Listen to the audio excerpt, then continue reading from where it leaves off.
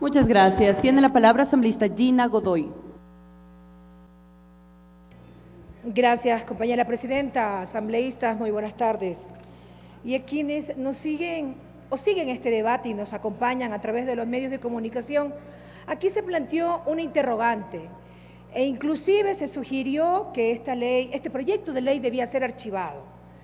Yo quisiera invitar al Ecuador entero a recordar para qué ha servido la ley que en este momento se encuentra en vigencia y cómo en los gobiernos anteriores fácilmente en las distintas ciudades del país se encontraban servicios telefónicos clandestinos a cargo o bajo la propiedad de quienes eran jefes departamentales en la extinta Pacifictel. Creo que es importante recordarlo, porque si bien han habido esfuerzos importantes en este gobierno, en el gobierno de la Revolución Ciudadana, para garantizar, por ejemplo, entre el año 2010 y el año 2013, que 225.113 niños, niñas y adolescentes cuenten con servicios de Internet en los centros educativos, que 846.997 personas, según datos del Mintel, tengan conectividad. Son una parte, muestra de una gran voluntad política, pero también de una gran deuda de ese Estado que antes desviaba el recurso público y que ahora le están diciendo Estado gordo, obeso y grasiento, que me parece una forma grosera de referirnos al Estado ecuatoriano cuando el Estado ecuatoriano está priorizando con sus recursos las necesidades básicas de quienes menos tienen, de aquellos que no pueden pagar una educación privada, una salud privada. Este Estado ecuatoriano, este gobierno de la Revolución Ciudadana prioriza a los que menos tienen y los prioriza tanto que en este mismo proyecto que hoy discutimos se habla de los usuarios. Se habla de las condiciones en las que esos usuarios que reciben los servicios de las telefónicas tienen los mecanismos y los instrumentos para poder demandar ante un servicio no efectivo. Así que yo más bien demando no solo la pertinencia de este debate, sino la necesidad de aprobar hoy, luego de que concluyamos este debate y de que el ponente procese los aportes que hagamos, este proyecto. Este proyecto ha estado en la mesa de gobiernos autónomos debatiéndose y discutiéndose y hoy es el momento. No lo vamos a evitar, no vamos a decir hoy no queremos votar, al contrario, hoy queremos hacerlo. Así que priorizando que son los usuarios, lo fundamental para todo el sector público que tenemos que atender y que no queremos que esas imágenes del viejo país y de los gobiernos neoliberales regrese a ser parte de una cotidianidad. Es importante que hoy aprobemos este proyecto de ley y no permitir que las voces de la desinformación nos ganen y ganen también esa credibilidad a partir de una mentira. Eso no lo podemos permitir, compañeras y compañeros. En relación a mis aportes, pido la atención del compañero ponente a fin de poder garantizar, por ejemplo, que en el artículo 3, numeral 14, no hablemos de usuarios, de los derechos de los usuarios, hablemos de los derechos de las personas y de manera fundamental de las personas que tienen algún nivel de vulnerabilidad. Hablemos de niños, de niñas, de personas adultos mayores, hablemos también de personas con algún tipo de discapacidad, a efectos justamente de garantizar que desde lo público hayan condiciones adecuadas para que puedan acceder a esta tecnología que permite no solamente conectarse con el mundo, sino también aprender. Y luego de aprender, replicar con sus pares, con sus iguales. La compañera Roselvira Muñoz nos decía, el área rural es la menos atendida. En esa área rural hay una práctica cotidiana que es justamente aprender y compartir. Ojalá aprendamos muchos de esas prácticas y las hagamos cotidianas también en la ciudad. Así que eso tiene que contemplarse también en la norma y por tanto fundamental señalar esta atención especial a los grupos de atención prioritaria a efectos también de que la estructura institucional garantice este tipo de respuesta.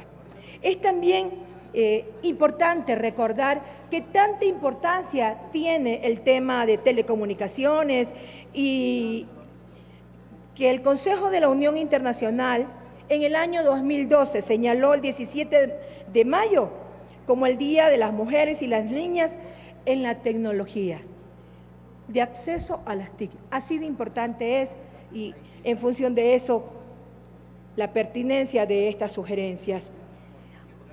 A continuación de esto también señalo que es importante que el proyecto contemple un lenguaje inclusivo. El texto en general, y allí una recomendación para que la revisión que haga la unidad de técnica legislativa, al igual que lo ha hecho en cada uno de los temas que en este pleno se debaten, no podemos hablar solamente de los directores, de las autoridades, hablemos de los y las autoridades, hablemos de los y las directores, directoras, etcétera, y no solamente con un lenguaje que visibilice lo masculino, sino que sobre todo explicite de manera clara y absoluta la visibilización de lo femenino. Quiero también relacionar, a propósito del COVID, que creo que muchos lo recordamos aún, llevar el concepto de la reincidencia a esta ley, que en esta ley no se anote la reincidencia como una razón para que la sanción sea más fuerte. Tiene que ser una agravante considerada por quien administre, vía administrativa, obviamente, este reclamo, que resuelva que si hay antecedentes de una conducta no respetuosa de la norma vía administrativa, pues la sanción pueda ser mayor, pero no estemos hablando en varios artículos como el 118 numeral 5, el numeral 29, el 119 numeral 5, el 120 numeral 6, en el que de manera cotidiana se están señalando estos artículos el tema de la reincidencia como una infracción de segunda, de tercera y de cuarta clase. Inclusive en el artículo 131, numeral 1, compañero Richard, se lo anota como una circunstancia agravante el haber sido sancionado con anterioridad por la misma infracción. Así que eso exactamente lo que dice el 131 está anotado de manera expresa lo que es o visibiliza lo que es la reincidencia. Otra recomendación es mirar el artículo 122 para que en los literales A, B y C, donde se refiere al tema de las multas, no hablemos de salarios básicos unificados, sino que tomemos el lenguaje que es cotidiano en materia laboral y hablemos de salario básico unificado del trabajador en general. Creo que es fundamental ir cuidando la forma en la que nos referimos cuando determinadas condiciones son recurrentes en algunos de los temas que discutimos. Y para finalizar, señalo de manera particular, la redacción del artículo 124. La forma en la que está desarrollado contempla que si un establecimiento está utilizando, tiene estaciones las estaciones de radiodifusión sonora y televisión que se instalen y operen y usen frecuencia del espectro radioeléctrico con tales fines y en igual forma, sin contar con los permisos correspondientes, la consecuencia es la clausura.